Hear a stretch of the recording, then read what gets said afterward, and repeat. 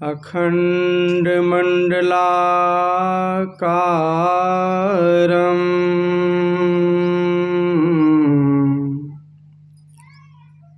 व्याप्तं येन चराचरं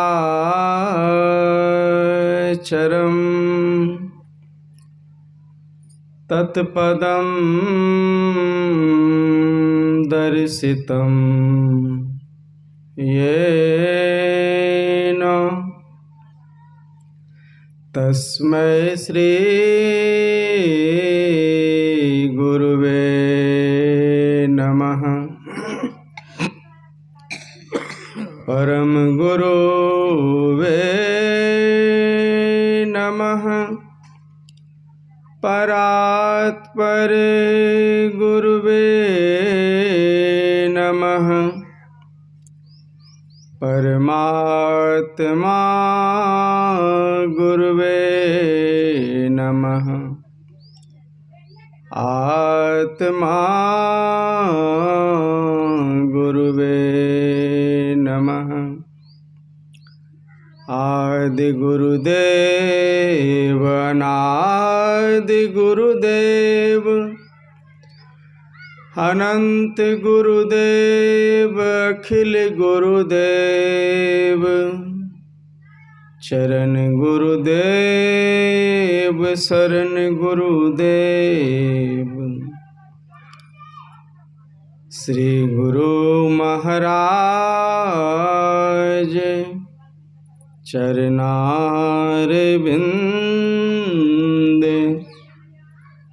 नमो नमस्ते। उपस्थित धर्म प्रेमी सज्जनों, माताओं एवं बहनों, तो अभी जो पाठ हुआ है सत्संग की महिमा, और यह जो कार्यक्रम सत्संग का हो रहा है, जो आदरणीय रामचंद्र प्रसाद जी की पहली पुण्यतिथि के उपलक्ष्य में यह सत्संग हो रहा है। मतलब आज से 1 साल पहले इसी तारीख को उनका महाप्रयाण हुआ था, और उन्हीं की याद में उनकी संतान बाल बच्चे, क्योंकि जो पितर होते हैं ना, मृत्यु जिसकी हो जाती है,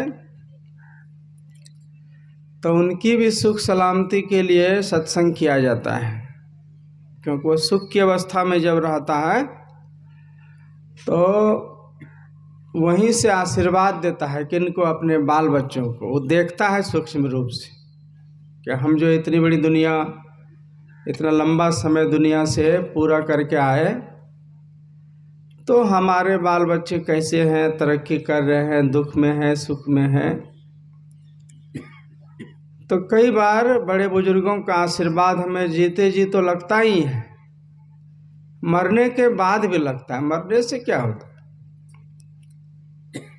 ममता तो बनी ही रहती है ना। जैसे जीते जी संतान की भलाई के बारे में सोचते हैं हम, तो मरने के बाद भी सोचता है कि हमारे बाल बच्चे सुखी, यशवान, धनवान, विद्वान बन के रहें। तो उनकी आत्मा को ऐसी जगह में न चली गई हो, किसी विशेष कर्म होने के कारण जो दुख की अवस्था में हो, तो उन्हीं के नाम से ये ज्ञान यज्ञ रूपी सत्संग किया जाता है। एगो होता है कर्म कांड से यज्ञ किया जाता है, जैसे अच्छा धावन, घी, चंदन, ये सब उसमें जलाते हैं ना, तो उसको द्रव्यमय यज्ञ कहा जाता है। और यह जो है ज्ञानमय यज्ञ हुआ। इसमें ज्ञान से बतलाया जाता है कि उस आत्मा को कैसे सुख शांति मिलेगी। जब वहाँ से हम लोगों को आशीर्वाद मिल सकता है, तो यहाँ से उनके नाम से करवाया गया सत्संग का लाभ उसको क्यों नहीं मिलेगा। दोनों में तो आदान प्रदान होता है ना। जैसे उनको ममता है तो यहाँ देख रहा है कि भाई 1 साल हुआ हम इसी दिन घर छोड़ के आए थे, तो वहाँ हमारे नाम से कुछ हो रहा है कि नहीं हो रहा है, देखता है और फिर आशीर्वाद भी देता है। जाते नहीं है कोई दुनिया से दूर चलकर, मिलते हैं सब यहीं पर कपड़े बदल बदल कर। जैसे हम लोग देखिएगा, रास्ते चलते किसी को किसी से प्रेम हो जाता है, किसी से दोस्ती हो जाती है, किसी का विचार अच्छा लगने लगता है, चाहे वो आदमी कितना हो दूर क्यों न हो। कोई आदमी पास ही होता है, बोलने बतियाने का मन नहीं करता है। शरीर न नया है, हमारी आंखें बहुत पुरानी होती है, आंखें पहचान लेती है कि भाई ये आदमी बहुत प्यारा लग रहा है, तो कोई जन्म का लिंक रहता है। अक्सर लोग पूछते हैं कि बाबा मरने के बाद कहाँ जाएंगे, दोबारा मनुष्य शरीर मिलेगा कि नहीं मिलेगा। कबीर साहब ने कहा है, मुरजेरा बड़ा अंदेशवा मुसाफिर जई हैं कौनी ओर। संदेह लगा हुआ है, ऊकर सुकर की जोनी में जाएगी आत्मा, कीट पतंग की जोनी में जाएगी, पशु पंछी की जोनी में जाएगी, किधर चली जाएगी कर्म के अनुसार, अंत मता सुगता। जैसी मति आपकी मरने के घड़ी में होगी वैसी आपकी गति मिल जाएगी। आप इसीलिए कहते हैं कि मरने के टाइम में भगवान का स्मरण होना चाहिए। श्रीमद् भगवत गीता में लिखा है कि दो भवों के बीच में शून्य में आरूढ़ होकर के जो ध्यान करते हुए शरीर को छोड़ता है तो सीधे भगवान के लोक में जाता है, उसकी आत्मा की सबसे श्रेष्ठ गति होती है। लेकिन उस एक क्षण के मोमेंट को बनाए रखने के लिए जीवन भर ध्यान भजन करना पड़ता है।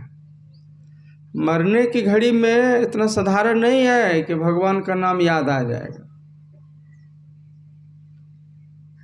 एक क्षण में मृत्यु होती है ना, वैसे तो हम लोग प्रति क्षण मर रहे हैं।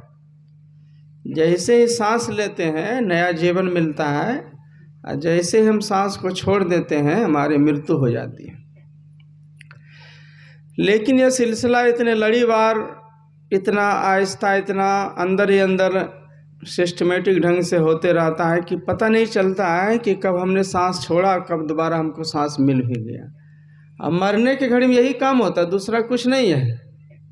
सांस तो आप छोड़ देते हैं, लेने की हिम्मत नहीं रहती है तो कहते हैं कि भाई बंदा मर गया, डेड बॉडी हो गया। और दोबारा अगर सांस लेने लग जाए तब उसको कोई मरा हुआ कहेगा। वही काम प्रति क्षण कर रहे हैं और वही काम आखिरी घड़ी होगी, आखिरी जब सांसें टूटेगी ना, एक क्षण का है काम। सांस आपने स्वाभाविक रूप से सब दिन से छोड़ते आए हैं, उस घड़ी भी छोड़िएगा, लेने की हिम्मत न रहेगी, मृत्यु हो जाएगी। उस क्षण में भगवान का नाम कैसे याद रहे, ये असली सवाल है। दिन भर का निचोड़ रात्रि की घड़ी होती है और जीवन भर का निचोड़ मृत्यु की घड़ी होती है। दिन में हम जिस काम को ज़्यादा महत्व देते हैं, रात सोने के समय वही याद आती है।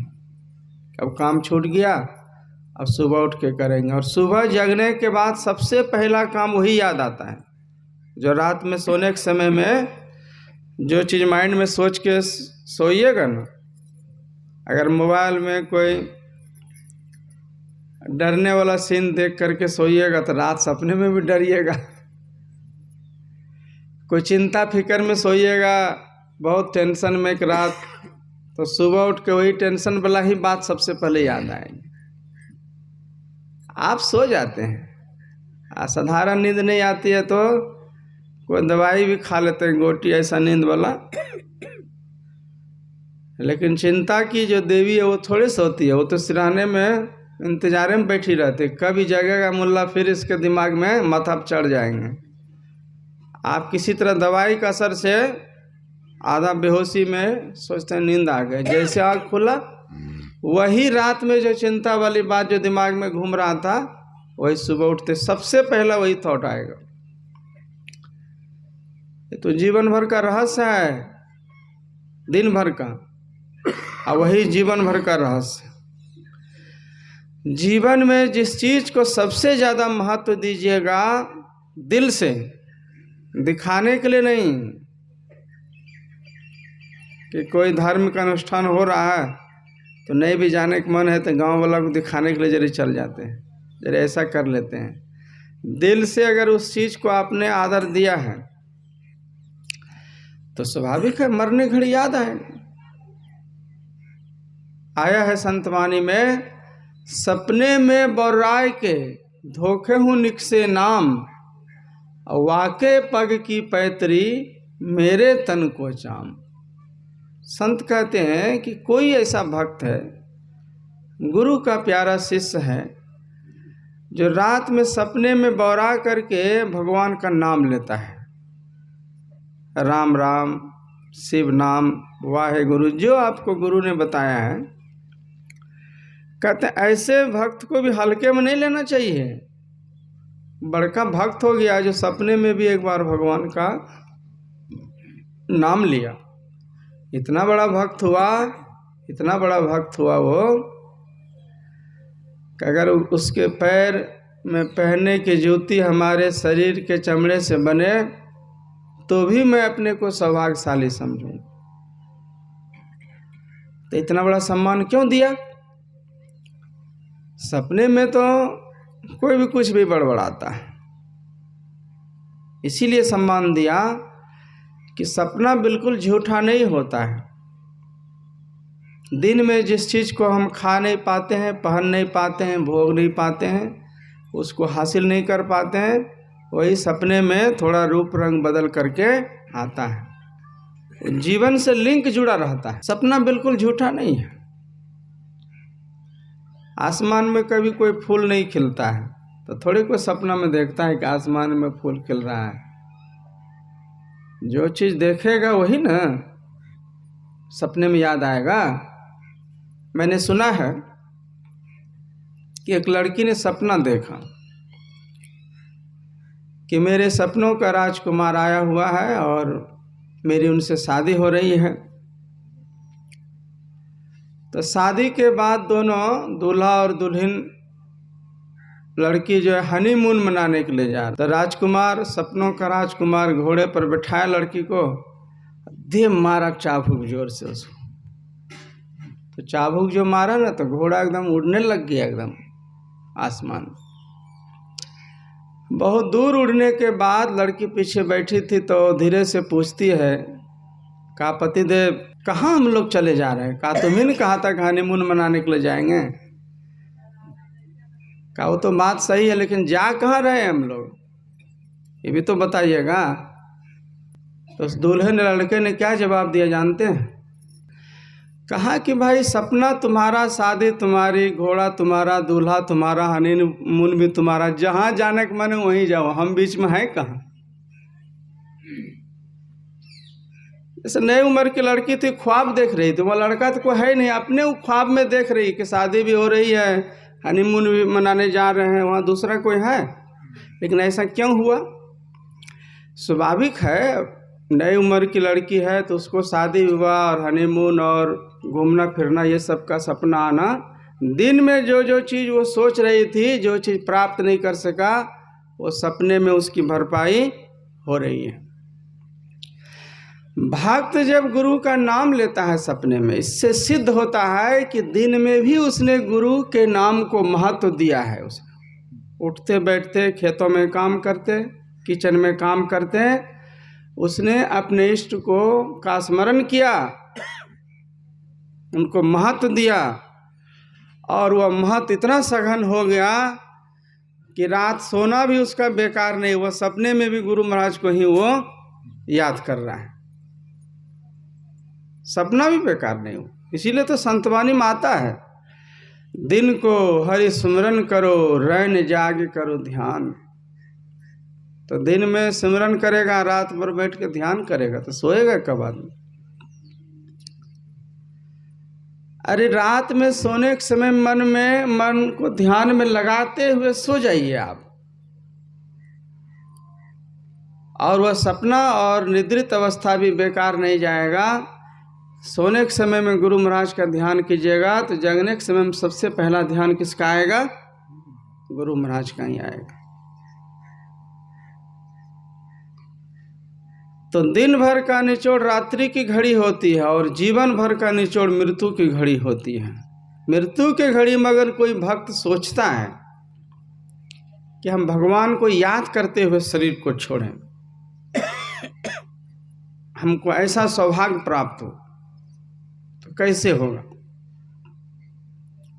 तो दिन भर उनको जीवन भर उसको महत्व देंगे, जीवन में सत्संग पाठ, पूजा पाठ, ध्यान, गुरु मंत्र को महत्व देंगे, तभी वो मरने की घड़ी में याद आएगा। और जीवन भर अगर अन्य कामों को महत्व देते हैं तो फिर मुश्किल है। यही कहा था बलि ने, भगवान राजा बाली ने राम से कहा था, जब उनको मारने गए ना तो पहले मूर्छित हो गया, तो कहा कि मैं बैरी सुग्रीव प्यारा, अकारण कवन नाथ मोहि मारा। आप तो धर्म का अवतार कहे जाते हैं, हम दोनों भाई में लड़ाई हो, झगड़ा हो, प्रेम से रहें, आपका तो कुछ नहीं बिगाड़ा था, आप काहे मारने आए उतना दूर से? तो उन्होंने कहा कि अनुज सखा भगनी सुत नारी, सुनु सठिया कन्या समचारी, ताहि को दृष्टि विलोकत जेही, ताहि बधे कछु पाप न होई। तो तुमने तो छोटे भाई की पत्नी को जबरन रख लिया, इसीलिए तुझ जैसे व्यक्ति को मारने से कोई पाप नहीं। तो फिर तारा विलाप करने लगी, तो बाद में भगवान खुश हो गए, कहा ठीक है अभी तो मरा नहीं, अभी तो मूर्छित है, ऐसा करते हैं तो इसको फिर से जिंदा ही कर देते हैं, बढ़िया स्वस्थ बना देते हैं। अनुरोध करने लगी, लेकिन बाली ने स्वीकार नहीं किया। कहना जन्म जन्म मुनि जतन कराही, अंत राम कहे आवत नाही।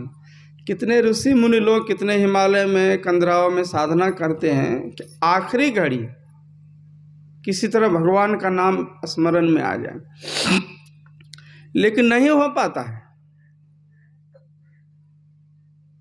जंगल में है तो क्या है, मन तो दुनिया में घूमता है ना। वहाँ किसी से आदमी नहीं रहता तो बंदरे जानवरे से झगड़ा करने लगता, उसी को लाठी डंडा चलाने लगता।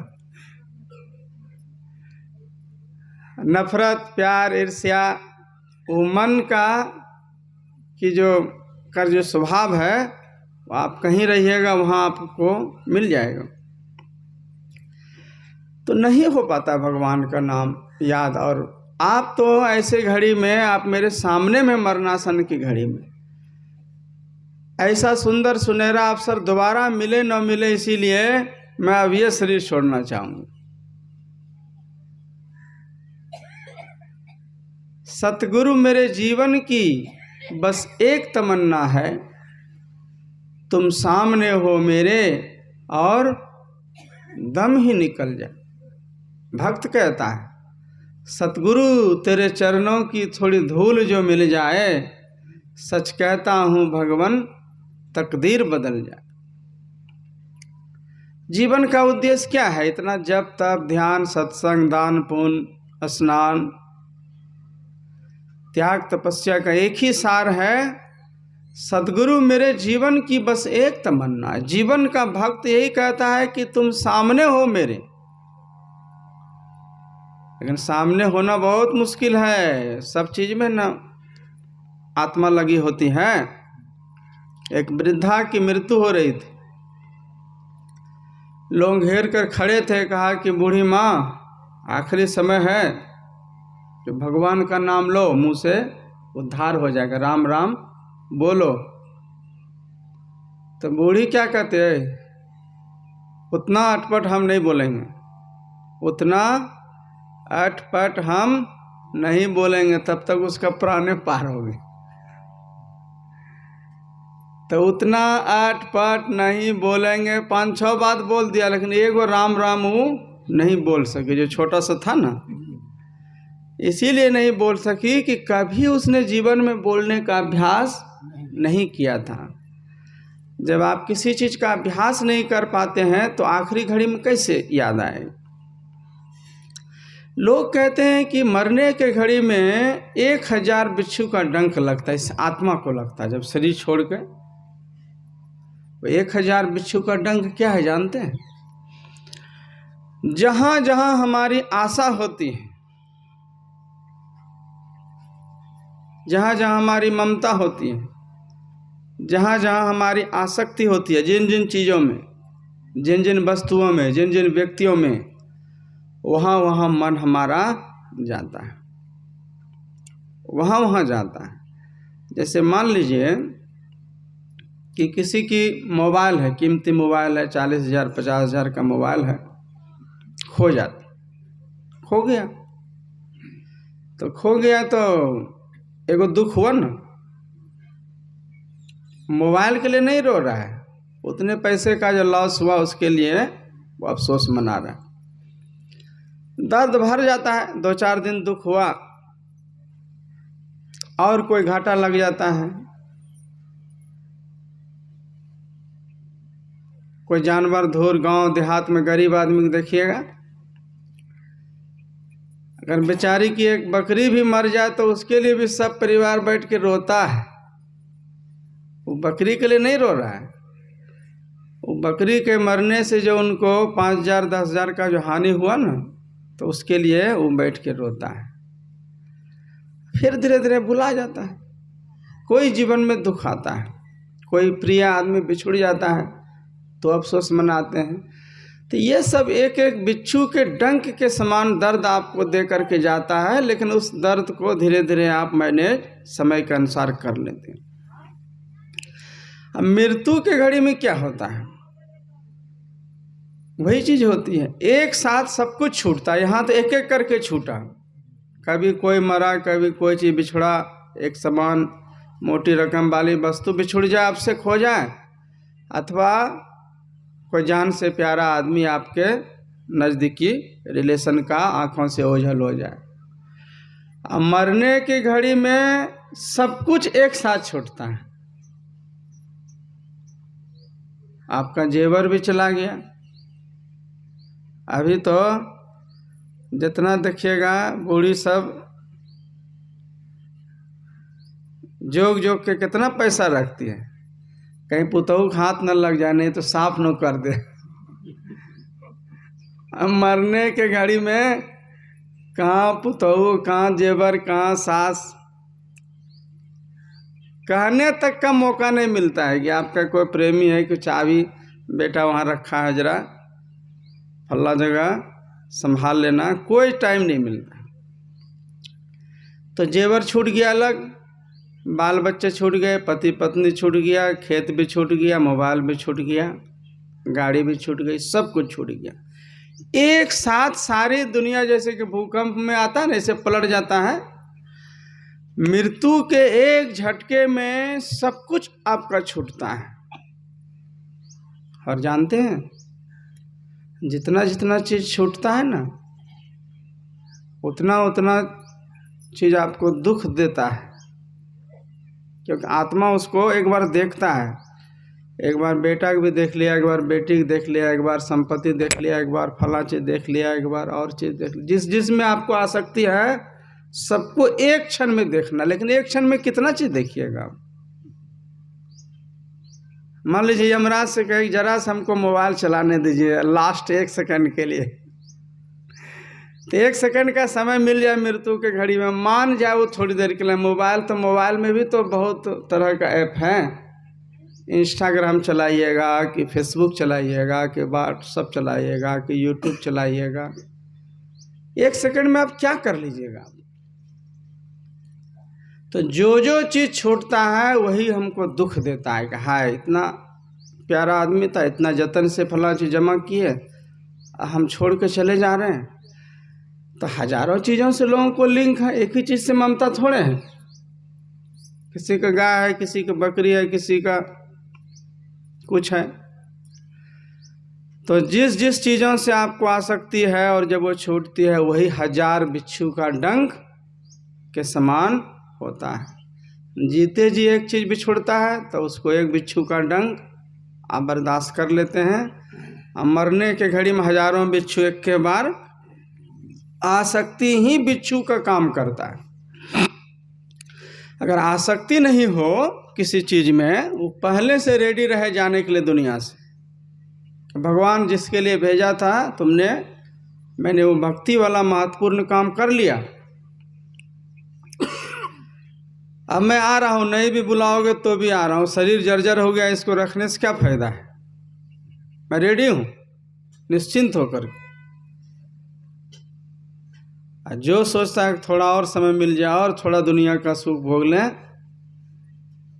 ना तो दुनिया का काम कभी ख़त्म होगा, न दुनिया के सुख का भी तो अंत नहीं है। क्या सुख इस छोटे से जीवन में भोगिएगा। एक पैर कब्र में है, एक पैर घर में है, कितना सुख भोगने का इंतजाम कर रहे हैं भाई। सुख भोगेगा जो नया उम्र का बाल बच्चा, वो सुख भोगेगा। हम लोगों का जीवन बैलगाड़ी में जिंदगी बीत गई आधी। सुख भोगने के लिए नए उम्र के जो आत्माएं आई हुई है, उनके लिए हवाई जहाज, नया नया रोड, बढ़िया बढ़िया व्यवस्था दुनिया में भोगेगा। हर चीज़ की लिमिट न है।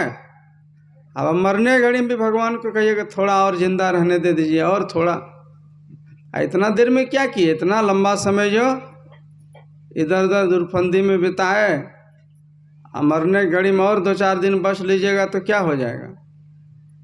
वही नहीं कीजिएगा जो कल किए, वही आज कीजिएगा। कोई बीमार आदमी हो जाता है, लाखों रुपया खर्च करके जगह जमीन बेच के उसको बचाना चाहते हैं। क्यों बचाना चाहते? किसी तरह जी जाए, जिंदगी बहुत अनमोल है। लेकिन वो जी करके करेगा क्या भाई। और जब बीमार नहीं था, जगह जमीन बेचने की नौबत नहीं थी, तो वो क्या कर रहा था वो, ये तो समझने का चीज है। शरीर को जिंदा रखने के लिए सारा प्रयोजन है। इसको बढ़िया खाना दीजिए, इसको बढ़िया सर्दी गर्मी से बचाने के लिए अच्छा अच्छा कपड़ा पहनाइए, अब बीमार हो जाए जल्दी से डॉक्टर के पास ले जाइए। सारा व्यवस्था जिंदा रहने के लिए करते हैं ना। और जिंदा रहने का कोई उद्देश्य नहीं है, खाली बस जिए, ऐसे कपड़ा पहने, खाए, खाना पखाना, यही 2 काम। तो इतना तो एक जानवर भी करता है। एक आदमी को मैंने पूछा कि क्यों जी रहे हो, उसको कहता था बड़ा मरने का बड़ा डर लगता है बाबा, कोई उपाय नहीं है, जब मरे नहीं हम। तो हम कहे कि क्यों जीना चाहते हैं आप।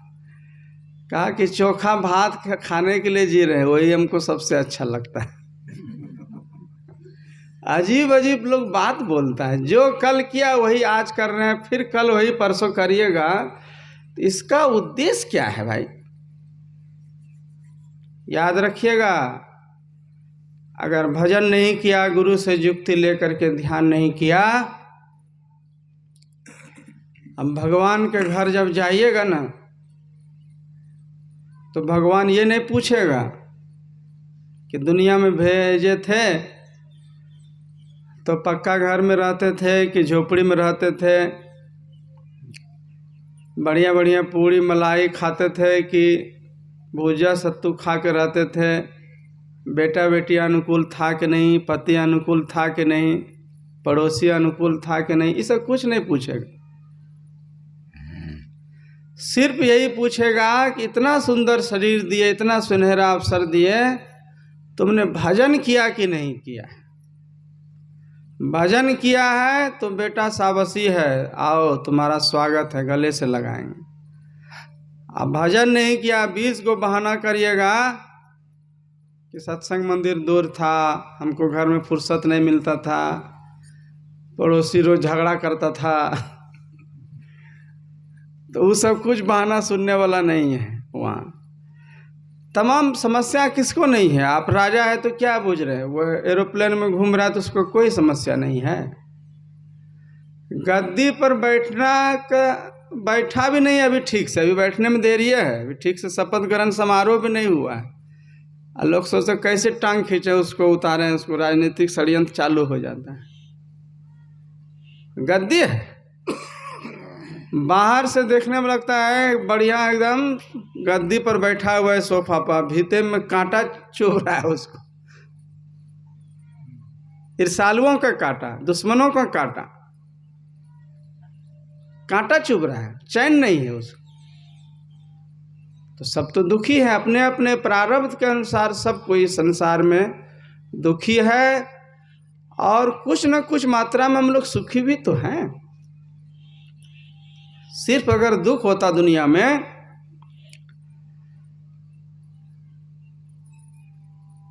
तो दुख को दुख कोई नहीं कहता, सुख है इसीलिए हम दुख उसको कहते हैं। अगर से रात ही रात हो तो दिन को कोई दिन कहेगा? दिन का तो पता ही नहीं चलेगा। जीवन में सुख भी है। अभी देखिए यहाँ पर इतने लोग हैं, किसी का रूप, किसी का गुण, किसी की विद्या, किसी की बुद्धि, किसी का स्वास्थ्य, किसी का धन, किसी से मिलता है। कोई चीज़ में बढ़ा है तो कोई चीज़ में बढ़ा है। किसी का स्वास्थ्य अच्छा है तो घर में रोजी रोटी नहीं है, किसी को रोजी रोटी है तो दिन भर हॉस्पिटल दौड़ते रहता है, किसी को नौकरी है तो अपना घर नहीं है, किसी को अपना घर नहीं है तो रोजगार के लिए भटक रहा है, अपना घर है तो एक न एक सुख और कुछ न कुछ मात्रा में दुख भी सबको है। लेकिन जो भी आपको सुख का साधन मिला हुआ है, सुख की स्थिति में है, जितना % भी है, तो क्या किसी ने दे दिया है? अपने ही कर्मों का फल आपको मिला हुआ है। चाहे किसी भी मामला में आप अच्छे हैं, अपना दुख हमेशा आदमी को ज्यादा मालूम होता है और दूसरे का सुख मालूम होता है कि दूसरे को ज्यादा सुख। लेकिन उस जगह पर जब जाइएगा तो पता चलेगा कि वो भी दुखी ही है। दूर से देखने पर लगता है कि फला आदमी जरूर सुखी होगा, लेकिन उसके अंदर में क्या दुख है, जब आप उस स्थिति में पहुंच जाइएगा तभी ये पता चले। तो असली काम है भजन करने का। भजन नहीं कीजिएगा तो यह जो आसक्ति है ये दूर कैसे होगी। अभी एक आदमी कह रहा था, झारखंड बड़हरवा से फ़ोन आया कि बाबा को ऐसी किताब भेजिए जो ध्यान करने में मन लगे। हम बड़ा साइकिल का होलसेलर है, भजन सागर वगैरह किताब मंगवाया था बीच में। कहा एगो किताब 1-2 ऐसा दीजिए ना, इसको पढ़ते ही ध्यान में मन लगने लगे। किताब में तो बहुत सी बातें हैं और साधु संत भी समझाते हैं। यूँ कहिए कि हम बहुत सी बातों को जानते हैं पहले से। ऐसा मत समझिएगा कि बाबा प्रवचन कर रहे हैं तो सुनने वाला का कोई ज्ञान नहीं है। सुनने वाला का इतना ज्ञान है कि सबका ज्ञान मिला देगा तो बाबा से भी बेसी ज्ञान हो जाएगा। अरे बचपन से कोई न कोई अच्छा विचार सुनाने वाला तो मिला ही है। रंग बिरंग का बाबा मिले हैं, बड़ा बड़ा मंच, बड़ा बड़ा अधिवेशन देखा है आप लोगों ने, और गांव घर के कितने बड़े बुजुर्ग भी मिले होंगे। लेकिन जब तक कि जीवन में उसको अप्लाई नहीं करेंगे। शेख सादी ने लिखा है कि दुनिया में 2 तरह के मूर्ख हुआ करते हैं लोग, जो कमाए हुए धन का उपयोग नहीं करता और सीखे हुए ज्ञान को जीवन में नहीं उतारता। जैसे आपने सुना कि सच बोलना चाहिए आदमी को, सच बोलने से फायदा होता है। कभी सुने हैं ना कि झूठ बोलने से बेसी फायदा होता है? बोलिए तो। झूठ बोलने से फायदा नहीं होता है। दूसरे की चोरी करके लाएंगे, कहेंगे नहीं किए हैं चोरी, बैठ गए झूठ बोल के, आँख बंद करके बैठ गए, नहीं फायदा होगा। अच्छा, सच बोलने में फायदा है, तो ये बात सुने। तो 2-4 साल सच बोल करके देखिएगा तब ना पता चलेगा कि फ़ायदा होता है कि नहीं होता है। इतना दिन से लोग बोल रहे हैं कि सच के रास्ते पर चलने वाले को बड़ा फ़ायदा होता है, भगवान सहायता करता है। तो सुने, अब मौका लगा रोज झूठे बोल रहे हैं। इधर कहते हैं कि एक ईश्वर पर अचल विश्वास, जरूरत पड़ता है तो उधर खेत से चना उखाड़ के टाइम पास, दूसरे की वस्तु उठा लेते ना बिना पूछे, वो चोरी हो जाती है। जब आप ध्यान करते हैं तो ये मत समझिएगा कि आपका सिर्फ घर का लोग देखता है, बेटा बेटी पड़ोसी बाबा, आपका अपना मन भी तो देखता है कि आदमी भाई कभी नहा करके आसनी बिछा करके ध्यान में बैठता था। मन को आपने एक संदेश दिया कि ध्यान करना अच्छी बात है, वो जीवन में हम बैठा करते थे। जब आप किसी की वस्तु बिना पूछे उठा लेते अर्थात चोरी करते हैं, कोई भी नशा हिंसा बेविचार किसी के नज़र को छुपा करके आप करते हैं, मन वो भी तो देख रहा है। और मन क्या कहेगा? कहेगा कल भी तो सत्संग किया था, तो कल तो चोरी भी किया था, आज सत्संग किया था, आज चोरी करने में क्या दिक्कत है? आपका मन में कह देगा। मन को दोनों चीज ना पढ़ा दिया आप, मन ने दोनों काम करते हुए आपको देख लिया। जो जो आप मन को निर्देश दीजिएगा वही मन आपको हैंडल करेगा, वही आपको हैंडल करेगा। इसीलिए कहते हैं कि जीवन में उतारने की जरूरत है। तो ध्यान में मन कैसे लगेगा? जब आपको आपके मन में वैराग होगा। वैराग कैसे होगा? वैराग कोई ऐसी वस्तु नहीं है कि 10-20 हज़ार रुपये लग जाइएगा। राजगीर में जो खुला है स्मार्ट पॉइंट, वहाँ बाबा साथ में आए ना, इसके घर के बगल में ही है, क्या बोलते हैं उसको, मॉल में। कहते हर चीज़ मिल जाती है मॉल में, जाइएगा। और मेल रखता है, सुई भी खोजिएगा, पनीर भी खोजिएगा, गोभी पालक जूता चप्पल, एक ही दुकान में हर चीज़ मिल जाती। कहिएगा 5 किलो हमको बैराग दे दीजिए। बाबा बोले हैं कि बैराग रहने से ध्यान में बेसी मन लगता है। लीजिए 10,000 रुपया, 2,000 टका किलो देने के लिए तैयार है। 5 किलो दीजिए, पहले देखते हैं। तो बैराग दे देगा, वो पैसा से खरीद के ले आइएगा, कार में भर के नहीं होगा। बैराग के बिना भक्ति नहीं हो सकती है। ध्यान कीजिएगा, मन नहीं लगेगा। रामकृष्ण कहते थे कि दिया सलाई 2 तरह की हुआ करती हैं, एक भीगी हुई और एक सूखी दिया सलाई। तो भीगी हुई दिया सलाई को जब घिसते हैं तो घिसते घिसते टूट जाती है, लेकिन जलने का नाम नहीं लेता है। और सूखी दिया सलाई को एक बार जलाइए तो भक्त से वो जल उठती है। तो वैरागवान पुरुष जो है वो सूखी दिया सलाई के समान होते हैं। ज्ञान का प्रकाश उसमें जल्दी फैल जाता है। और जो जिनमें संस्कार की कमी होती है वह गीली दिया सलाई के समान है, घिसते घिसते घिसते वो टूट जाए लेकिन जलने का नाम नहीं लेता। आसक्ति का नाश जब तक नहीं होगा भजन में मन नहीं। एक कथा है, एक ऊँटों का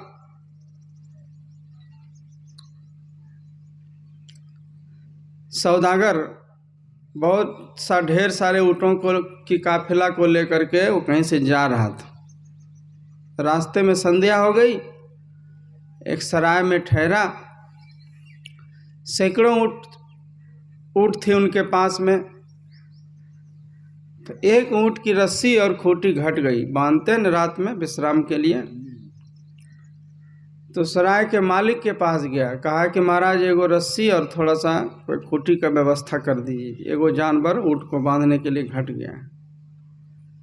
तो मालिक ने कहा कि रस्सी तो मेरे पास भी नहीं है, क्योंकि आए दिन यहाँ ऊँटों का काफिला आते रहता है तो बांटते रहते हैं, ख़त्म हो जाता है, खुट्टी भी नहीं है।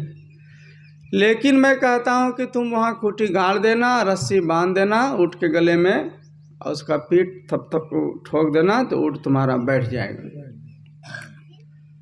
तो कहा कि तो बांधेंगे कैसे जब खुटिया नहीं है, रस्सी नहीं, का समझा नहीं। अरे जैसे और सब ऊँट को बांधने के लिए धरती में ठोके ना, ऐसे ऐसे जाकर स्वांग करना वहाँ पर कि खुट्टी ठोक रहे, उसी के सामने में दिखा करके ऐसे।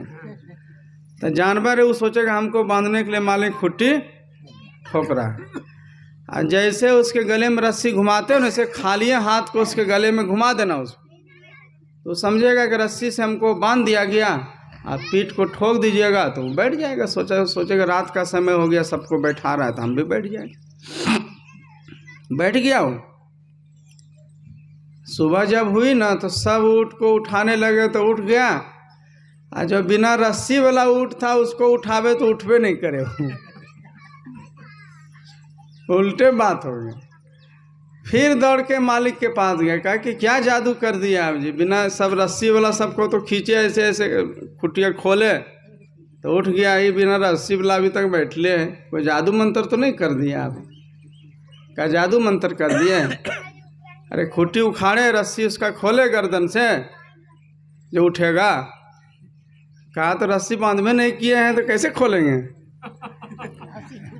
का इतनी सी बात नहीं समझा रहे, जैसे झूठ ही उसको खुट्टी गाड़े थे ना वैसे खुट्टी उखाड़ने का स्वांग कीजिए, और जैसे झूठ मूठ रस्सी उसके गले में हाथ फेरा था वैसे उसके गले से रस्सी खोलिए तो समझेगा कि मालिक आ गया हमको खोलने के लिए, तो उठ जाएगा। तो वैसे जाकर के जोर से खाली हाथ से खुट्टी उखाड़ने का सांग किया, ऐसे ऐसे हरकाए कि रस्सी से जैसे उठाता था सबको, तो देखिए रहा तक नज़र से, हमरा खुट्टी उखड़वे नहीं किया तो काहे उठेंगे। जब खुट्टी उखड़ गई ऐसे ऐसे किया, वो समझ गया कि मालिक हमको रस्सी से इशारा से उठा रहे हैं, उठ गए। अब ऊँट खुट्टी में बंधी थी कि नहीं बंधी थी वो तो बात तो छोड़ दीजिए, हम लोग पक्का ऊँट के जैसा बंधे हुए, रस्सी नहीं दिखाई देती है। ये बेटा का रस्सी अलग है, बेटी का रस्सी अलग है, जमीन का रस्सी अलग है, सब 20 को खुट्टी में हम लोगों का मन बंधा हुआ है। और देखता है लगता है कि फ्री है, आदमी घूम रहा है, फ्री नहीं है कोई, शरीर यहाँ है लेकिन मन खुट्टी से बंधा हुआ है कहीं और जगह है। इस आसक्ति का नाश कैसे होगा और वैराग्य में लीन कैसे होगा? जो मनुष्य को भजन में मन लगे, उसी के लिए सत्संग की जरूरत है। सत्संग से वैराग्य होता है, सत्संग से ज्ञान होता है, सत्संग से जीवन और मृत्यु के बारे में जाना जाता है कि जीवन क्यों मिला है, मरने के बाद क्या होता है, किस स्थिति में हम जाते हैं, इन सब बातों का रहस्य खुलता है। इसीलिए इसको सर्व से श्रेष्ठ तीर्थ कहा गया है शास्त्रों में। एक तो प्रयाग में मेला लगा है, देख रहे हैं, वहाँ डुबकी लगाता है गंगा जमुना सरस्वती। कौन कौन जाने के लिए तैयार है? हाथ उठाइए। तो मने मन सब सोच रहा है कि कब कितना तो घूम करके आ गया। देखिए वहाँ पंकज बाबा बैठे हुए हैं, ननसुद बीघा का। हमरे आसाम तो लोग है कि बाबा जाएंगे तो हम भी जाएंगे। रोज लोग फोन कर रहा है कि चलिए बाबा, कम से कम हम लोगों को तो घुमा दीजिए चेला चुटरी को। हाँ, तो 3 तरह का संगम जो प्रयाग होता है ना, एक तो बाहर में है जो स्थूल नदियों का मिलन है, राम भगत जहाँ सुर सरि धारा, सरसई ब्रह्म विचार प्रचारा, विधि निषेध मय कलिमल हरणी, करम कथा रवि नंद निबरनी। यह सत्संग भी एक तीर्थ है। त्रिवेणी संगम में हम लोग भाग लिए। सुरसरी ब्रह्म ज्ञान की जो चर्चा होती है ना, यही असली गंगा है। क्या करना चाहिए क्या नहीं करना चाहिए इसका जो ज्ञान मिल रहा है असली, यही जमुना है। और एक संगम आपका अंदर में है त्रिवेणी यत्र संगमो तीर्थराजः स उच्यते तत्र स्नानं प्रकुर्वीत सर्व पापै प्रमुच्यते। इड़ा, गंगा, पिंगला, जमुना नदी, और दोनों के बीच में जो सुषमना है ना, दृश्य जो हम लोग दृष्टि योग की साधना करते हैं वो असली है। वहाँ डुबकी लगाने से सभी पापों से मुक्ति मिलती है। अब बाहर में डुबकी लगाइएगा तो खाली धूल गर्दा यही सब, जो सफ़र में जो रेल में जो धक्का खाइएगा ना वही सब जाके वहाँ, क्योंकि इतना आसान नहीं है। रामकृष्ण कहते थे कि लोग कहते गंगा में जाने से पाप मिटता है। कहा नहीं भाई, पाप कैसे मिटेगा? कहा तो लोग कहता जैसे कपड़ा उपड़ा खोल के नहाने के लिए डुबकी मारते हैं ना, तो पाप भी देह से उतर करके अगल बगल में जो जंगल झाड़ होता है वहीं बैठ जाता है। जैसे डुबकी मार के निकलते हैं फिर पाप उसके ऊपर में सवार हो जाता है। जैसे थोड़ा सा निर्मल हुआ कि पवित्र जगह में आए, डुबकी जब तक शांत 2 मिनट के लिए, फिर तो जो आपकी स्थिति थी मन की, जो मन में थॉट विचार चल रहा था, जो आपका स्वभाव था, जो गुण था, जो धर्म था, वो बदल जाएगा। इतना जल्दी बदल जाएगा। सत्संग से बदलेगा।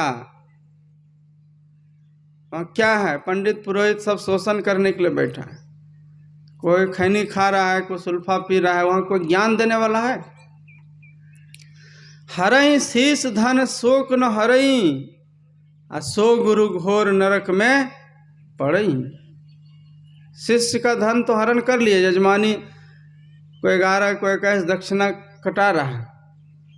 विपत्ति जब आएगी तो शिष्य का दुख हर सकेगा? तो अपनो नरक में जाएगा। अंधा गुरु बहिरा चेला, और दोनों नरक में ठेलम ठेला। गुरु भी जा रहा है, चेला भी उसी में बह रहा है उसमें। तो ज्ञानी आदमी को देखने से ज्ञान की प्राप्ति होती है। ज्ञानी आदमी का सम्मान करने से, उनकी सेवा करने से ज्ञान की प्राप्ति होती है।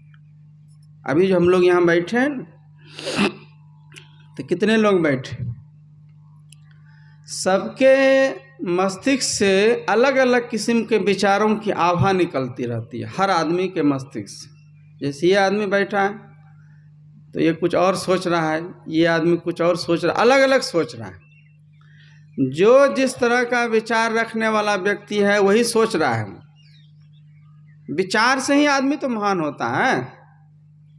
हमको लोग पूछते रहता है, उधर जाते हैं अररिया, किशनगंज, कौन कौन जिला, अभी नेपाल में 10 दिन से प्रवचन करके आ रहे हैं। तो लोग बुलाता है, कितना आदमी तो कहता है बाबा आइए ना, जो चिंता नहीं करिएगा, जितना तेल जलेगा 10,000 20,000 ना हमारा जलेगा ना आपका जलेगा, सब कुवैत सरकार का जलेगा। ये टेंशन नहीं रखिएगा, आप आइए, आपका प्रवचन होना है तो होना है। कितना आदमी पूछते रहता है कि बाबा कितना तेल जला होगा बतलाइए, तो गाड़ी का कितना देना पड़ेगा, विदाई कितना देना पड़ेगा, सब हम ही से पूछ के हम ही को विदाई दे रहा है। तो वैसे ही हो गया, जैसे पूज्य बाबा मंच पर बैठते थे ना, तो लोग पूछते थे कि बाबा माला पहना सकते हैं, तो बाबा हंसने लगते थे। मालवो पूछिए करके पहनाएगा, हमको पहनाइए माला। तो स्वागत गान गा सकते हैं। कहा कि ये सब चीज़ पूछने के, सब बात जो हम ही बताएंगे तो अपनों तो कुछ दिमाग का इस्तेमाल करना है। आप जब किसी साधु संत को विदाई देते हैं या कोई चीज़ अर्पण करते हैं, वो गाड़ी से आया है, कार से, हेलीकॉप्टर से, संत है, भगवान है, क्या है, इससे नहीं मतलब है। आप विदाई नहीं दे रहे हैं, आप अपने विचार को प्रेषित कर रहे हैं।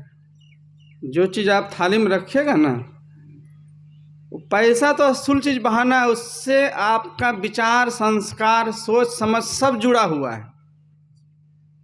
अगर मान लीजिए कि कोई दूर से बाबा आता, रिस्पेक्ट करने योग्य है, अब उनको मान लीजिए कि 11,000 विदाई देना है, अब वहाँ 2,000 दे दिए, तो बाबा थोड़े कुछ बोलेंगे। लेकिन उसमें वो विचार आपका जो है ना, घटिया विचार वहाँ पता चलता है, वो सब वो जान रहा है। जो जो कर्म करते हैं हर आदमी अपने विचार के अनुरूप करता है ना। आपका कर्म में ही आपका विचार झलक जाता है कि कितना बड़ा इस व्यक्ति का सोच होगा, इतना जो घटिया कर्म किया तो इसका सोच कितना बड़ा हो सकता है। तो विचार से आदमी महान होता। हम लोग तो कुछ नहीं बोलते हैं। विचार को बदलना बहुत जरूरी है। अभी हम लोग बैठे हैं, सब कोई सोच रहा है, एक दूसरे के विचार टकराता भी है। अगर मान लीजिए कोई आलस में से ऊँग रहा है तो बगल वाला अगर सचेत है, नहीं धक्का, ठीक से बैठो, हम प्रवचन सुन रहे हैं बाबा का, तो हमारे देह पर उगड़ रहा है, उठंग रहा है। तो एक आलसी विचार था, दूसरा सचेत था, जागरूक था, तो उसने अपने आवाज से उनको भी सचेत कर दिया। ये न होता है जब आप ज्ञानी पुरुष के पास बैठते हैं लाइव। वैसे तो फेसबुक और यूट्यूब का भी महत्व है, ज्ञानी आदमी के लिए सारा भी काफ़ी है। ज्ञानी है तो फेसबुक से भी यूट्यूब से भी लाभ ले रहा है, अभी भी ले रहा है। लेकिन लाइव जब आमने सामने तो वहाँ विचारों की आभा भी टकराती है। इसीलिए संत का और साधु संतों के दर्शन का महत्व बतलाया गया शास्त्रों में। जब आमने सामने बैठ के उनके विचारों को सुनिएगा तो ज़्यादा प्रभावी होता है। तो वैराग की बात होगी तो वैराग आपके अंदर में जाएगा। जिस चीज़ में जो गुण होगा वो अपने आप झलकेगा और आपको गुणान्वित कर देगा। वो कहने की भी जरूरत नहीं होगी। देखते हैं कोई गांव में जाते हैं, उधर घोर देहात में कितनों गरीबनी माई दाई होती है, तुरंत आंचल से देखिएगा एकदम मोड़ सोड़ के पैसा रखा हुआ, 11 रुपया कम से कम बाबा की दक्षिणा जरूर दे के जाते। क्यों दे के जाते? बाबा को देखा नहीं कि जेब में हाथ जाने लगता है, गठरी खोलने लग जाता है। नहीं, बाबा अब जा रहे हैं, ये कुछ देना चाहिए। खाली हाथ नमस्कार ठीक नहीं है। आशीर्वाद लेना हो किसी से तो उसके पहले कुछ न कुछ अर्पण उनको करना चाहिए। जो भी आपको श्रद्धा है और जो भी सामर्थ्य दीजिएगा। आप महज बाहर से कुछ चंद रुपया पैसा संसारिक चीज़ न दीजिएगा। क्या दीजिएगा? आप दे भी क्या सकते हैं? जो चीज़ पास में है, जिस चीज़ में आपको ज़्यादा महत्व बुझाता है, वही संसारिक आदमी संसारिक चीज़ों को ही महत्व देता है। अब उधर से जो सूक्ष्म चीज़ें आशीर्वाद निकलेगी उसका तो कोई तुलने नहीं है। वो क्या दे देगा जेब से निकाल कर, क्या दे देगा? संत को साधारण में नहीं लेना चाहिए। एक गांव में पूज्य बाबा गए थे, महर्षि साई स्वामी जी महाराज। तो गरीब आदमी था और झोपड़ी का घर बना हुआ था। तो निवेदन किया कि हुजूर बांस झुका हुआ है, जो थोड़ा सा सिर झुका करके तब इन किया जाए। ऐसा न हो कि बाबा वीआईपी बाबा घर में घुसने माथवे में खोंच लग जाए। तो बाबा ने यूं ही मजाक में किया, वो लाठी वो छड़ी हाथ में रखते थे ना, कहा कि बांस झुका हुआ है तो इसको ऊपर उठा देते हैं, झोपड़ी झुकी हुई है तो ऐसे लाठी लेकर के प्रतीक के रूप में। फिर जो हुआ 2 मिनट भोजन छाजन अपना जो कोई काजू किशमिश एक दो दाना जो बाबा को हुआ अपना खाए, चले गए। अब मिल गया उनको आशीर्वाद। शुरू में तो लगा कि गेट पर ऐसे मजाके कर रहे हैं बाबा, बोला लाठी से बोला झोपड़ी ऊपर होता है। दूसरे साल आया तो सही में देखते हैं कि वो झोपड़ी की जगह में एगो सुंदर महल बना हुआ है उसी जगह पर। जो बाबा जो गए ना 5 मिनट रह करके, ऐसा आशीर्वाद मिला कि उस घर का बच्चा पढ़ लिख कर एकदम रेडी था कि नौकरी के मुंह पर पहुंचा हुआ ही था। अब बाबा के जाने के बाद 2 महीने बाद तो रिजल्ट निकला, नौकरी लगी उसको। अब बढ़िया अफसर बन गया। गरीब घर का बच्चा, वो भी पहले से ही सोच रखा था कि सब दिन गरीबी में रहे हैं और जैसे ही पैसा कमाएंगे तो सबसे पहले पक्का घर ही बनाएंगे। तो नौकरी लगी, पैसा आया। 1 साल होते होते देखते हैं झोपड़ी की जगह महल बना हुआ है। दूसरे बार बाबा आए तब पता चला कि बाबा क्यों बोले थे कि इसको लाठी से ऐसे उठा देते हैं झोपड़ी। उनको तो मालूम था कि यहाँ पर महल बनने वाला है प्रतीक के रूप में। तो संत जो होते हैं वो आशीर्वाद के मूर्ति होते हैं, त्याग के मूर्ति होते हैं, वैराग के मूर्ति होते हैं। इसीलिए त्यागी आदमी को देख करके त्याग की भावना आती है कि नहीं बाबा हैं, दुनिया छोड़ करके आए, हमारे इलाके में रह रहे हैं और माँ बाप, घर परिवार, जगह जमीन सब कुछ छोड़ कर आए हैं। इनके लिए क्या है 10-20 रुपया या 10-20 हज़ार, 10-20 लाख भी अगर कोई संत को अर्पण कर दे ना, तो भी उसके ज्ञान की बराबरी और उनके त्याग की बराबरी नहीं कर सकता है। तो त्यागी आदमी को देखने से त्याग की भावना आती है, वैरागी आदमी को देखने से मन में वैराग की भावना आती है,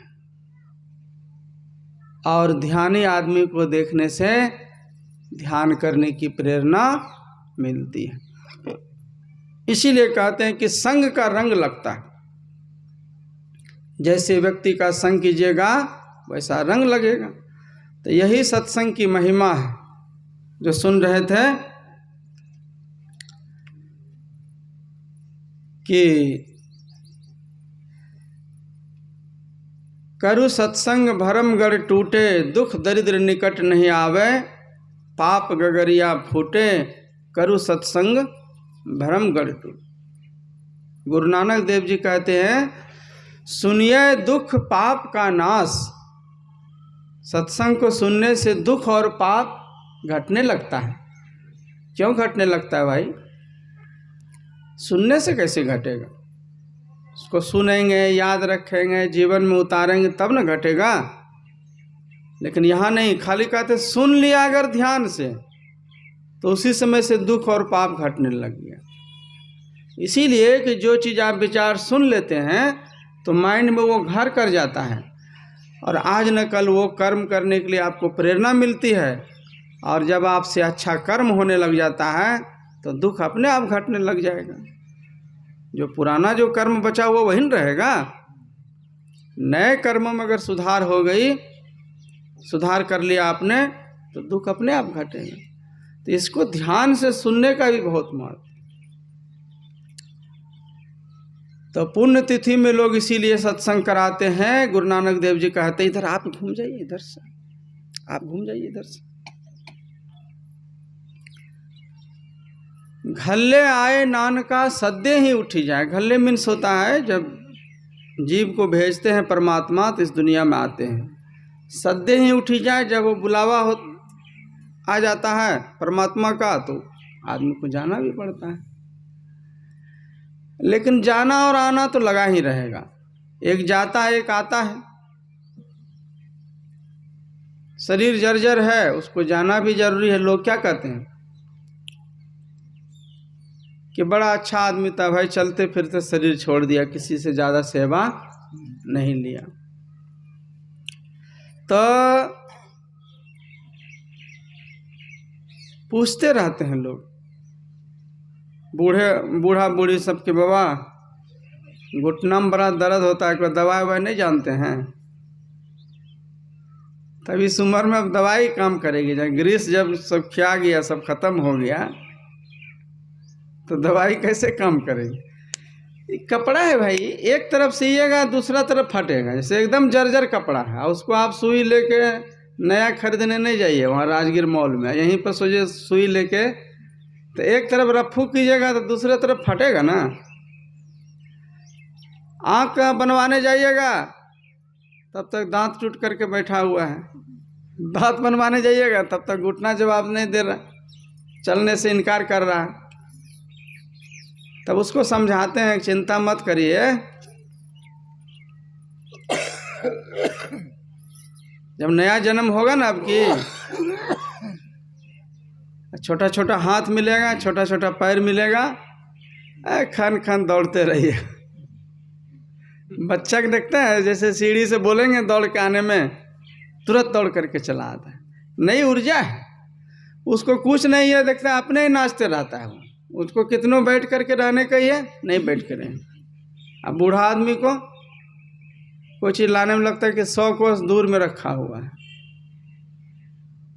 तो अवस्था किसी के बस में नहीं होती है। आप चाहिएगा, अवस्था किसी के बस में नहीं। बच्चा है, उसको कोई जवान होने से रोक सकता है? जवान आदमी को बूढ़ा होने से कोई रोक सकता है? तो बूढ़ा आदमी को मरने से कोई कैसे रोकेगा? बच्चा था, जवान हो गया।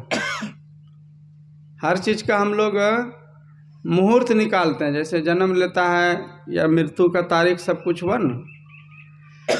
बच्चा से जो जवान हुए, हम सब बच्चे थे और हम सब जवान हो चुके हैं और हो चुके थे। लेकिन बच्चे थे और किस दिन जवान हुए उसका तारीख याद है आपको? जवान से किस दिन बूढ़ा हुए याद है? लेकिन बूढ़े हुए हैं ना, नहीं याद है। इतना आहिस्ता आहिस्ता जीवन परिवर्तन होते रहता है कि आपको पता ही नहीं चलता है। इसी तरह दुनिया से कब चले जाइएगा कुछ भी पता नहीं चलेगा। तो संत महापुरुष कहते हैं कि दोबारा शरीर मिलेगा कि नहीं मिलेगा, मनुष्य का ही बतला दीजिए। अभी जो मिला उसको टेंशन नहीं है, उसको ऐसा करता है, मौज करता है। अगला को उसको टेंशन है, अगला मिलेगा कि नहीं मिलेगा। अभी जो मिला वो क्या कर रहा है उसको चिंता नहीं। उसको अभी तो जाता है 1 जनवरी मनाने के लिए। कहाँ? तो इधर कौन कौन पहाड़ बोलता, राजगीर पहाड़, तपोवन, और अपना 1 जनवरी मनाता है, दूसरे का तो खत्म। जो भी मुर्गी बकरी को काट के खा गए वो तो 2 जनवरी नहीं देख सका हूँ। आपके 1 जनवरी के चक्कर में उसका पूरा जनवरी खराब हो गया, पूरा साल खत्म हो गया। कैसी लोगों की नादानी है देखिए। इसीलिए कहते हैं कि वैष्णव बनिए और जैसे तैसे कर्मों को मत करिए, जैसे तैसे कर्मों को मत करिए। क्योंकि जो दूसरे के मांस को खा करके अपने मांस को बढ़ाने की ख्वाहिश रखता है, आदमी नहीं वो बाघ। बाघ सिंह क्या करता है? दूसरे के मांस को खाता है और अपने मांस को बढ़ाता है। तो मनुष्य के रूप में कोई बाघ है, कोई सिंह है, कोई धूर्त लोमड़ी है, कोई जहरीला सांप है। किसी को देखिएगा बोलने नहीं आएगा, इतना उठपटांग बात बोलता है। एक आदमी अभी कह रहा था हमारा अररिया जिला में, ऐसे बोल रहा था, हम दूर से सुन रहे थे। कहा आदमी तो बढ़िया है, बहुत सब गुण अच्छे हैं, खाली बोलने के लिए उसको नहीं आता है। तो सब गुण बढ़िया रहने से क्या होगा? जब बोलने के लिए नहीं आया तो सब तो गड़बड़े हो गया सब। इसके साथ में क्या बोलना है और कैसा व्यवहार करना है, अगर यही ज्ञान नहीं है, कोई देखिएगा मुंह से ऐसा वचन बोलेगा, ऐसा लगता है एकदम जहरीला सांप नहीं निकलता, तुरंत नाक जैसा डस लेगा। और जीवन भर सालते रहता है। जो किसी को अगर आपने उरे वचन बोल दिया, बुरा वचन, तीर कमान भाला बर्छी का जख्म मिट जाता है और जीव से मिला हुआ जख्म जो है वो मिटने का नाम नहीं लेता है। जीभ में अगर छाला पड़ जाए तो बिना दवाई का भी ठीक हो जाता है। लार जो मिलता है ना, क्षारीय गुण, लेकिन जीभ से अगर किसी को जख्म मिल गया है वो छूटने का नाम नहीं लेता है। तो मनुष्य के रूप में कोई जहरीला सांप है, कोई धूर्त लोमड़ी है, कोई बाघ है, कोई सियार है, कोई लोमड़ी है। अब ये जब आप मनुष्य नहीं है तो अगला जन्म मनुष्य का कैसे मिलेगा? देखिए अभी सर्दी का मौसम है और सब स्वेटर कंबल शॉल बढ़िया बढ़िया पहन करके आए हैं ना, मौजा जुराब ये सब।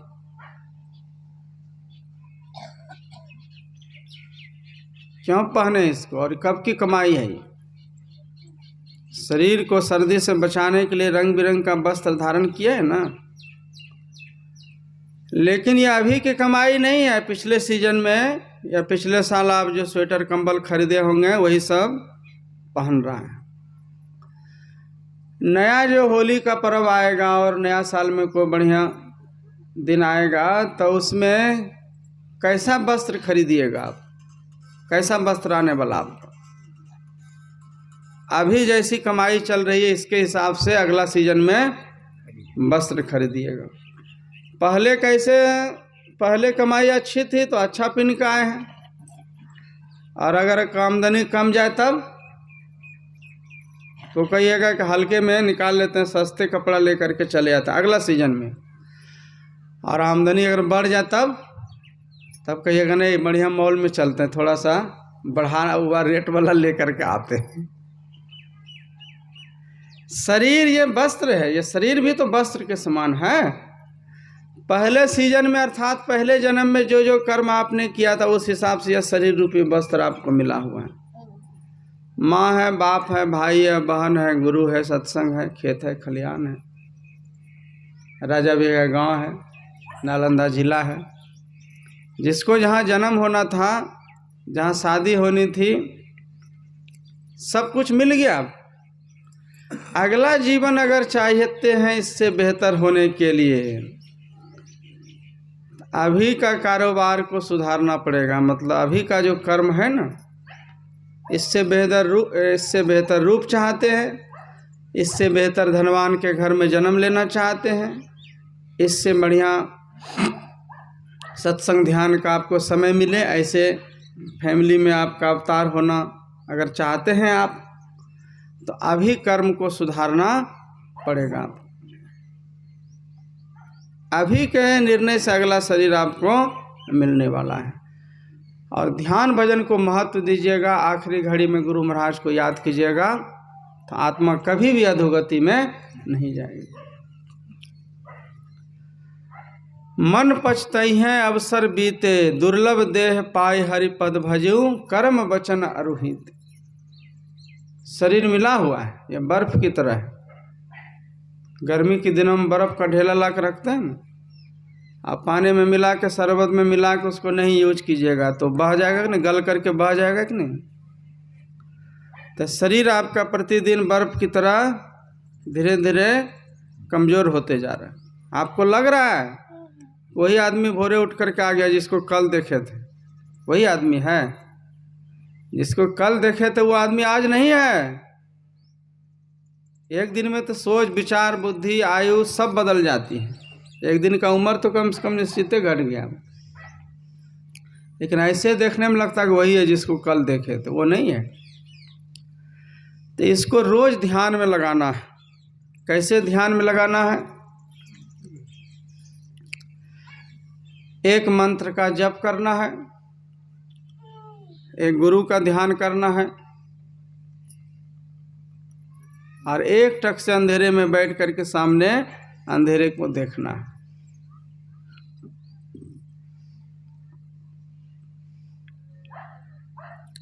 जप करने से सिद्धि मिल जाती है। मन रूपी हाथी को बस करने के लिए जैसे छोटा सा अंकुश महावत लगाता है ना, देह पर मारता है, वैसे मन जो है विषयों की वाटिका में भ्रमण करता है। जप जो है मंत्र परम लघु जासु बसो, विधि हरिहर सुर खरो। देवता भी बस में हो जाता, सब हो जाता है। गुरु भी आपके प्रसन्न हो जाएंगे अगर आप जप कीजिएगा तो। और दूसरी सीढ़ी है ध्यान। जप ब्रेक का काम करता है। जैसे कोई साइकिल से चला जा रहा है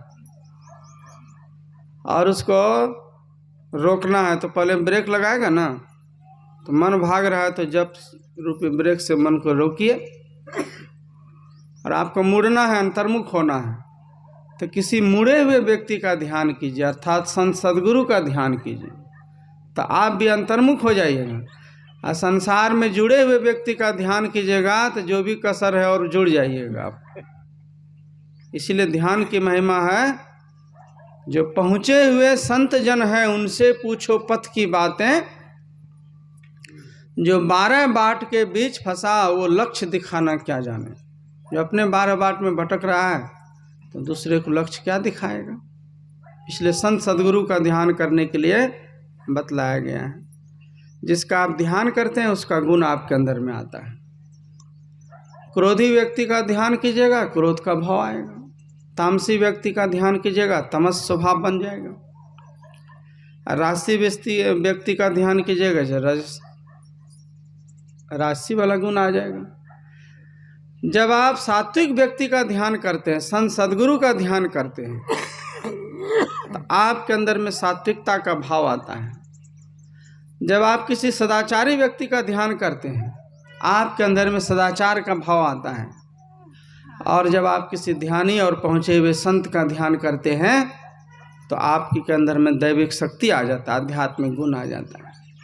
इसीलिए गुरु महाराज का ध्यान करने के लिए बतलाया जाता है। और एक टक से अंधेरे में बैठ करके अंधेरे को देखना है। इसीलिए गुरु नानक देव जी ने कहा, गल्ली जोग न होई, एक दृसट करी समसरी जाने, जोगी कहिए से। कहते हैं केवल बातचीत करने से भजन नहीं हो जाता है, अंधेरे में बैठ के अंधेरे को देखना पड़ता है। एक तो भीतर भी बातचीत बंद करना है, भीतर जो कोलाहल हो रहा है, जो मन जो सोचता है, वो भी विचार को कम करना है। तो थॉटलेस हो जाइए, शून्य में एकदम। कुछ चाहना नहीं रखिए कि हमको बिंदु हो जाए, प्रकाश हो जाए, मोक्ष हो जाए, क्योंकि जो चीज़ आप सोचिएगा वही ध्यान में बाधा बन जाएगा। हमको पाना कुछ नहीं है, खाली हमको आंख बंद करके बैठ जाना है, और जो चीज़ मिलने का होगा अपने आप मिल जाएगा। एक छोटा सा प्रसंग कहकर अपनी वाणी को विराम दे रहा हूँ। एक मौलवी प्रतिदिन नमाज गुजारने के लिए किसी मस्जिद में जाया करता था। तो गरीब आदमी, पैर में जूते नहीं थे पहनने के, उतना पैसा नहीं बचता था कि जूता खरीद सके।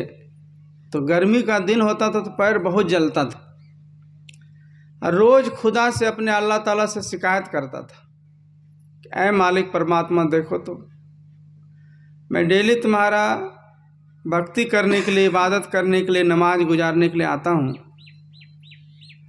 और तूने इतना गरीब बनाया है मुझे कि एक जूता तक खरीदने का पैसा नसीब नहीं। रोज़ शिकायत करता था। फिर एक दिन मस्जिद में जुम्मे का दिन था, शुक्रवार, और विशेष आयोजन था, तो श्रद्धालुओं की भीड़ ज़्यादा। एक अपाहिज को ला के किसी ने गेट पर रख दिया था।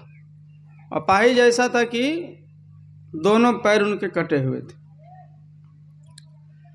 अब मौलवी रोज़ की तरह उसको मस्जिद में नमाज गुजारने जा रहा है, तो अपाहिज को जब देखा ना, तो उसको अपने आप में ज्ञान हो गया कि देखिए तो दुनिया में कितने एक से एक दुखी लोग हैं। मैं कहाँ जूते के लिए तरस रहा था, बेचारा का तो पैर भी नहीं है चलने का, दोनों पैर कटा है। तो निश्चित ही कोई टांग के ला के रख दिया होगा, बैठा दिया होगा कि 1-2 रुपया दे दे कोई। तो उस दिन जब गया ना नमाज गुजारने के लिए, तो भगवान से शिकायत नहीं किया कुछ। उसको मालूम हो गया कि हमसे भी ज़्यादा दुनिया में दुखी है। कहा कि प्रभु तेरा लाख लाख शुक्रिया, नहीं चाहिए हमको जूता और चप्पल, पैर तो कम से कम पैर तो अपना सही सलामत है ना। संसार में इतने भी लोग दुखी हैं जो बेचारा पैर के लिए भी तरस रहा है, धन्यवाद दे रहा है, आज शुक्रिया अदा कर रहा है, केवल थैंक यू बोल रहा है, भगवान को आभार प्रकट कर रहा है। याचना छोड़ दिया। पहले बहुत शिकायत करता था, ये दे दो वो दे दो। आज जो है ना उनको पता चल गया कि नहीं, कुछ नहीं चाहिए हमको, जो भगवान ने दिया है वो पहले से ही बहुत ज़्यादा दे दिया है। आज एकदम उसका मन एकदम हल्का हो गया, एकदम शून्य ध्यान, कुछ नहीं संसारिक चीज़ें, सिर्फ भगवान, गुप्तगु भक्त भगवान। कहता प्रभु कुछ नहीं चाहिए, जो तूने पहले दिया है वही बहुत। और ऐसा बोल करके जब वो बाहर निकला ना, तो आश्चर्यों का माँ आश्चर्य। जैसे ही मस्जिद के बाहर निकला कि एक सेठ जी दौड़ते हुए आया, कहा कि मौलवी साहब ठहरिए ठहरिए, क्या बात है? कह रहे बहुत दिन से सोच रहे थे, हमको एगो जूता दान करना था, समय नहीं मिल रहा था, आपको नया जूता खरीद करके उसी दिन मिल गया। उस सेठ जी घूम रहा था लेकर। तो जैसे ही आप विचार को रोक देते हैं, कहने का मतलब है कुछ नहीं चाहना रखिए ध्यान के समय, उसी दिन वो चीज़ मिल जाएगा। जितना दिन आप शिकायत में बीता, अब विचारों में बीता, कोलाहल में बीता, जैसे ही थॉटलेस हो जाइएगा, मन में कुछ विचार नहीं, खाली शून्य ध्यान कीजिए। ऐसे सामने देखिए, जहाँ गुरु ने जैसे देखने के लिए बतलाया है, जैसे सुई में धागा डालते हैं, ऐसे गौर से देखिए। 1.5 से 2 हाथ की दूरी पर देखिएगा, ज़्यादा नज़दीक नहीं, एक बित्ता पर देखिएगा, नहीं तो आँखों में कष्ट हो जाता है, दूर देखना चाहिए। एक आदमी को बतला दिया, यहीं पर नज़दीके में देखता था, माथा में दर्द उठ गया उसको, गए थे वहाँ किशनगंज जिला सत्संग करने, हाल के बाद बोल रहे हैं 1-2 महीना। तो जब खोल के समझाए तब उसका जो समझ में आया और माथा का दर्द भी छूट गया उसको। कहा बाबा यही बात हमारे दिमाग में घूम रहा था, कितना बाबा को रंग बिरंग करके जान जान करके बदल बदल करके बाबा को लाते थे, लेकिन कोई हमको इस तरह नहीं समझा सका जिस तरह के आप समझा दिए। नज़दीक में ध्यान करेगा तो दर्द होगा ना। बिंदु ध्यान होता है 12 अंगुल पर, लेकिन करना है आपको 1.5-2 हाथ की दूरी पर। सूर्य में 12 अंगुल पे कीजिएगा तो कष्ट हो जाएगा। अब भीतर में आप माप भी नहीं सकते, वो कुदरती चीज़ है। कुछ भी विचार नहीं रखिए वहाँ, केवल शून्य में बैठ जाइए। पहले थोड़ा जप और ध्यान की विधि कर लीजिए। वो परम घटना, आह्लादित होने वाला घटना, आश्चर्यचकित करने वाला घटना, बिंदु का दर्शन हो जाएगा, आपका जीवन निहाल हो जाएगा। इतनी कमाई अगर इस जीवन में कर लीजिएगा तो समझिए कि मनुष्य जीवन पाना आपका सार्थक हो गया। सतगुरु महाराज। और उसी की याद में जो बाल बच्चे लोग, जो हमारे घर के बड़े बुजुर्ग गुजर जाते हैं, ये काम तो हम लोगों को जीवन भर अपने से करना है। मरने के बाद हमारे नाम से कोई ध्यान करवाएगा कि सत्संग करवाएगा, ऐसे आशा में नहीं रहिए। बाल बच्चे का मति गति कैसा होगा कौन जानता है। घर में अच्छा समय रहेगा तो कोई करवा भी देगा, सत्संगी रहेगा तो, और नहीं तो नहीं भी करवा सकता है। लेकिन जीवन में जो हम अपने हाथ से सत्कर्म कर लेंगे, बैठ के ध्यान कर लेंगे, अपने देख रेख में साल में 6 महीने में अपने घर में कोई बाबा को बुला के सत्संग करवा लेंगे, तो यहो पुण्य कोई बांट लेगा?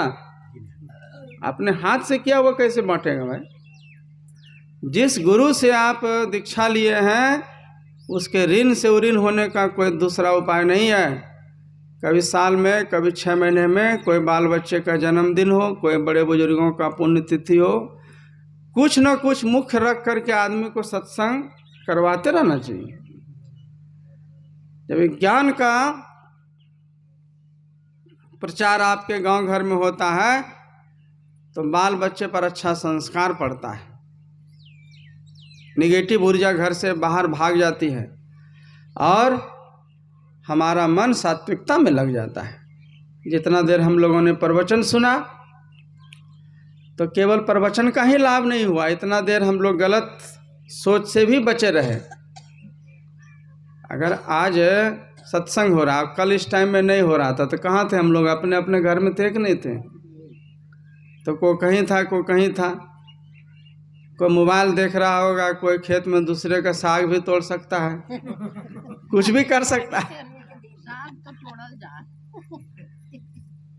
तोड़ल जाए है तो बिना पूछे दूसरे की वस्तु को अगर आप अलाउ देते हैं कि आपके घर में तोड़ सकते हैं, आपके खेत में, तो 2-4 को चेला को भेजते हैं गाड़ी से वहाँ तोड़ने के लिए। राजगीर में तो बड़ी मोल खरीद के खाना पड़ता है। अलाउ नहीं है, पूछ के लेना अच्छी बात है। अगर कौन खुला छोड़ देता भाई कि बुला के कहता है कि हमारे खेत में साग तोड़िए, लेकिन पूछ करके बिना इजाज़त का अगर किसी वस्तु को आप लेते हैं, मालिक कोई और है, लगाया कोई और है, तो वह चोरी में आ जाता है। सत्संग से दूर रहने पर आप कुछ भी आपसे घटना घट सकती है, ये वाला परम लाभ वाला घटना नहीं घट सकता है। जो अभी जो ज्ञान की प्राप्ति हो रही है ना, सत्संग से दूर होने पर इस टाइम में विचार कर लीजिएगा, इस टाइम हम लोग कहाँ थे और क्या कर रहे थे। कुछ भी करते होंगे तो ये वाला लाभ नहीं हो सकता। तो सत्संग से एक साथ दो फायदे होते हैं। देखने में लगा कि खाली बाबा प्रवचन सुनाए, गलत चीज़ से जो बचा के रखे बाबा एक जगह बैठाए जो, तो ये भी तो लाभ हुआ ना। तो जो इन सब सत्कर्मों को जीते जी कर लेता है वह परम सौभाग्यशाली होता है, और वह व्यक्ति उससे भी ज़्यादा परम सौभाग्यशाली होता है कि जीते जी तो किया, और मरने के बाद भी उसके नाम से बाल बच्चे ऐसे सत्संग करा रहे हैं। तो जीवन हमारा सार्थक होता है। और यही सब बातों को समझाने के लिए जगह जगह पर सत्संग का आयोजन होता है। और इसी क्रम में यहाँ पर जिलेबी आने में भी देरी हो रही है क्या? ज़्यादा देरी नहीं करिए, ठंडी में आदमी का मिजाज भी ठंडा हो जाता है और जिलेबियों ठंडा हो जाएगा। तो सुन लीजिए, हम जो अपने हाथ से करेंगे वह ज़्यादा बेहतर है, बाल बच्चे कर दे और ज़्यादा बेहतर है। बाल बच्चों का आशा भरोसा में नहीं रहना है। अभी आपका अंग समांग अच्छा है, सोचने समझने की शक्ति है, जेब में 2 पैसा है, घर का मालिक, आप जो चाहिएगा वही हो जाएगा। कल का समय कैसा आएगा कोई नहीं जानता है। आप बिक जाइएगा बेटा के हाथ में, बेटा बिक जाएगा बहू के हाथ में। चाहने के बाद भी जो कर्म धर्म ये सब नहीं कर सके, वही घर होता है। बूढ़े की इजाज़त के बिना एक ईंट भी नहीं हिलती है। और वही जब वृद्धावस्था में हो जाता है, दरवाजे पर बैठा रहता है, ऐसे ताकता है टुकुर टुकुर, कोई नहीं पूछता है उसको। बाल बच्चे जीन्स पैंट मोबाइल लेकर के जा रहा है, कोई राजगीर घूमने जा रहा है, कोई पटना घूमने जा रहा है, और दरवाजे पर बूढ़ा बूढ़ी बैठा है तो उसका चरण भी छूना जरूरी नहीं समझता है। तो आत्मा में कितना दुख होता है। तो समय चला गया। गलती करेगा तो बाल बच्चे को डांटने के लिए भी ताकत चाहिए, ताकत भी नहीं रहा, आप क्या करिएगा आप। लेकिन हाँ, जब आपका समय कारोबार अच्छा था, उस समय आपने भजन कर लिया, उसको कोई खो नहीं सकता, न आपसे बांट सकता है, न आपसे चुरा सकता है, न कोई ज़बरदस्ती वो अच्छा किया हुआ कर्म आपसे छीन सकता है। तो सबसे अच्छा कर्म है यही सत्संग है। गुरु से दीक्षा लेना है, खुद जुड़ना है, बाल बच्चों को जोड़ना है। नए जनरेशन को नहीं जोड़िएगा। आज देखिए रामचंद्र बाबू जुड़े हुए थे, उनके कुछ बाल बच्चे इस सबने दीक्षा लिया है, तो श्रद्धा हुई कि नहीं बाबा को भी बुलाया जाए, अपने सुप्रांगण में ऐसा आयोजन होना चाहिए। तो नए जनरेशन को जोड़ना बहुत जरूरी है। आप सांसारिक धन दौलत को कमा के बाल बच्चों को देते हैं, और आध्यात्मिक ज्ञान अगर नहीं दिया तो क्या दिया आपने?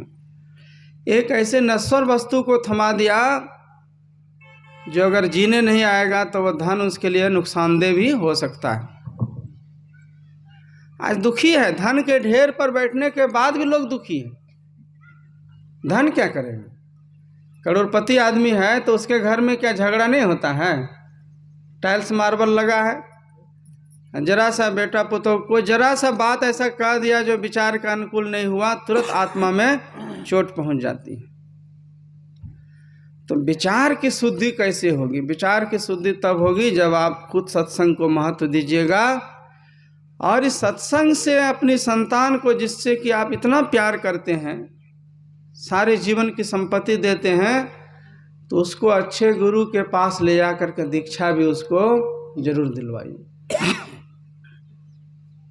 तब असली सेटल हुआ। ऐसे लोग कहते हैं बेटा बेटी की नौकरी लग गई, शादी हो गई, बाल बच्चा सेटल हो गया। अभी नहीं सेटल हुआ है भाई। जब तक मुर्गा घर में आ रहा है, जब तक ऑमलेट बन रहा है, अभी कोई सेटल नहीं हुआ है। सब भ्रष्ट है। सब असली सेटल है जब सब परिवार मिलकर स्तुति विनती घर में करेगा, आचरण मर्यादा अच्छा होगा। सांसारिक सेटल किया है ये तो एक मृत्यु के एक झटके में कहाँ हवा उड़ जाता है, पता भी नहीं चलता है, कुछ नहीं पता चलता है। भजन कीजिएगा, यहाँ भी चकाचक वहाँ भी चकाचक। अब भजन नहीं कीजिएगा, यहाँ तो मार्बल टाइल सब लगा है चकाचक, अब भगवान के घर जाइएगा तो सफा चट हो जाएगा।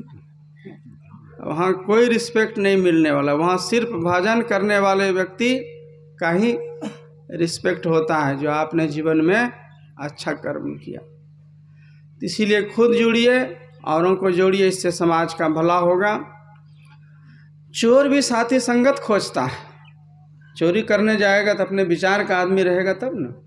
अभी आप लोग 10 गो आदमी आए हैं, 20 गो आदमी आए हैं, तो बाबा को भी बोलने में अच्छा लग रहा है। कोई आदमी नहीं रहता, सत्संगी नहीं बैठता तो अच्छा होता सत्संग। तो इसको बढ़ाने का शौक रखना चाहिए। ये भी संस्था की सेवा है। समाज को जोड़िए, आपके विचारों से जुड़ेगा। जब बाबा के विचारों से सैकड़ों आदमी, हजारों आदमी जुड़ सकता है, तो क्या आपके विचार से 10 आदमी नहीं जुड़ेगा? आप जिस गुरु से दीक्षा लिए उसके ऋण से कैसे ऋण होइएगा? आप भी अपनी प्रेरणा से प्रेरित करके किसी को उस संस्था से जोड़ दीजिए। आपको किसी ने जोड़ा ना इसमें, उसका कर्जा कब उतारिएगा? आप किसी को जोड़िएगा तब ना।